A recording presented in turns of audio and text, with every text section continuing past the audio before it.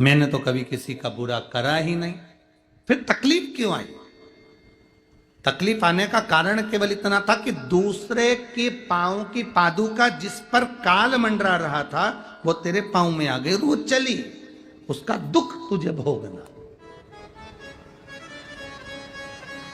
उसका कष्ट तुझे भोगना, कोई दूसरा नहीं भोगेगा, भोगना तुझे। शिव महापुराण की कथा कहती है 3 चीजों से दूर रहना, दूसरे की 3 चीजें हमारे पास नहीं आना चाहिए। एक पांव की चप्पल जूता, दूसरे नंबर पर छाता, तीसरे नंबर पर मांग का टीका। ये 3 चीजों से थोड़ी सी दूरी बनाकर चलना, इन 3 चीजों से थोड़ी सी। किसी के पांव की चप्पल हमारे पांव में ना आए, किसी के पांव की पादुका, किसी का जूता चप्पल हमारे पास ना आए, इसका स्मरण रखें।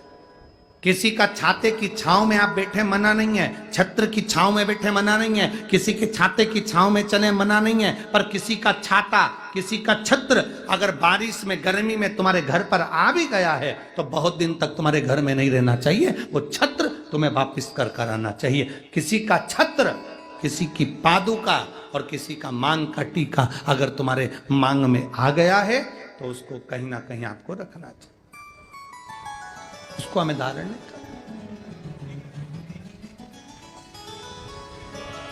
अच्छा, आपके स्मरण में है एक बात, यहां होता है कि नहीं होता महाराष्ट्र का तो हमको स्मरण नहीं है ऐसा, पर हमारे उधर का हम बता सकते हैं कि जब कोई मरता है, मरने के बाद में जो 12वें के दिन पंडित जी पूजन कराते हैं या 13वें के दिन कराते हैं या 10वें के दिन कराते हैं तो उसमें पद दिया जाता है। पद में छाता भी दिया जाता है, चप्पल भी दी जाती है, आसन भी दिया जाता है, लोटा भी दिया जाता है। इधर देते कि नहीं देते वो हमको नहीं मालूम, बोलो सही है कि गलत? उसमें चप्पल और छाता ये बहुत जरूरी होता है। क्यों? क्योंकि इसमें काल होता है व्यक्ति का, वो काल चला जाए।